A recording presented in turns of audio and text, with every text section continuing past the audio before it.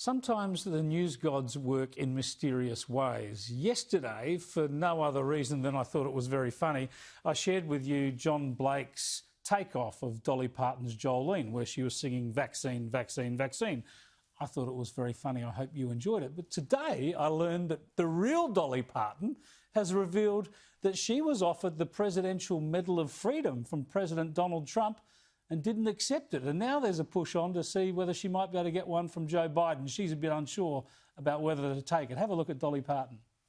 To be honest, in all fairness, I got offered the Freedom Award from the Trump administration. I couldn't accept it because my husband was ill. Then they asked me again about it, and I wouldn't travel because of the COVID. So now I feel like if I take it, I'll be doing politics. So I'm not sure. I don't work for those awards. It'd be nice, but I'm not sure that that I even deserve it. But that's a nice compliment for people to think that I might deserve it. Take it, Dolly. Take it. It's the Presidential Medal of Freedom. Take it from Joe Biden. Sure, he'll sniff your hair, but take it anyway. Go to the White House. You deserve it. Let's catch up with Barbara Heineback now, the former advisor to two Democrat White Houses, joining us from Wollongong again. Good to talk to you, Barbara. I haven't talked to you for a while. What about Dolly? She ought to take that award, don't you reckon? Of course she should. Go in, have a little lunch with them, whatever. Enjoy the day at the White House. Now, tell me, what do you make of the early days of the Biden administration? Lots of executive orders and, of course, the Democrats pushing in the Congress to go ahead with this impeachment trial. In fact, the trial will unfold in the Senate within days. Yeah. To me, it still makes no sense at all. And I look to Alan Dershowitz. I mean, he is the guru and the most esteemed constitutional attorney that we have in the United States. And it is unconstitutional to impeach an ex-president. So this seems to be a work of just Nancy Pelosi's anger. And it's amazing after Joe Biden spent so much time talking about how this was going to be a healing time and a new day. What have we seen other than watching him behind the desk, pen and ink, and just all of these executive orders that he's trying to get rid of everything that Trump did.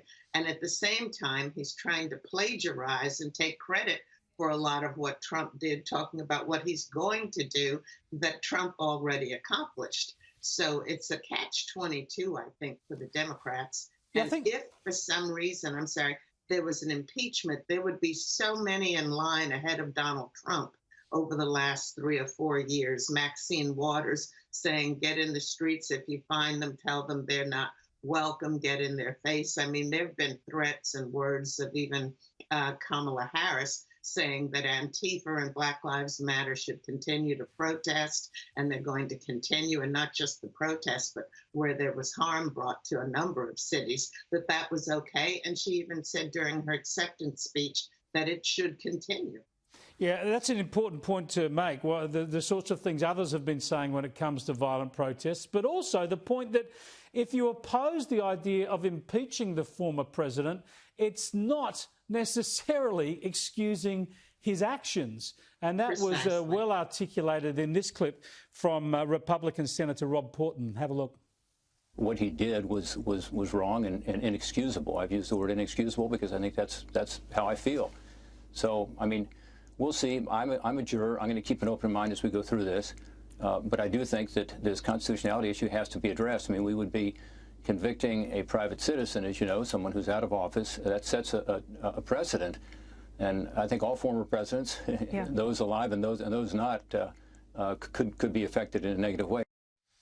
Yeah, it's such a strong point. You can condemn what Trump did, but think that the impeachment is a bad move. And it looks like it's going to be unlikely to get the numbers, do you reckon, in the Senate? I think it would be very, very tough. And anyone who has harmed property, humanity, or tried to incite humanity to go against the well-being of citizens, they should be held accountable. But impeachment is just a waste of time.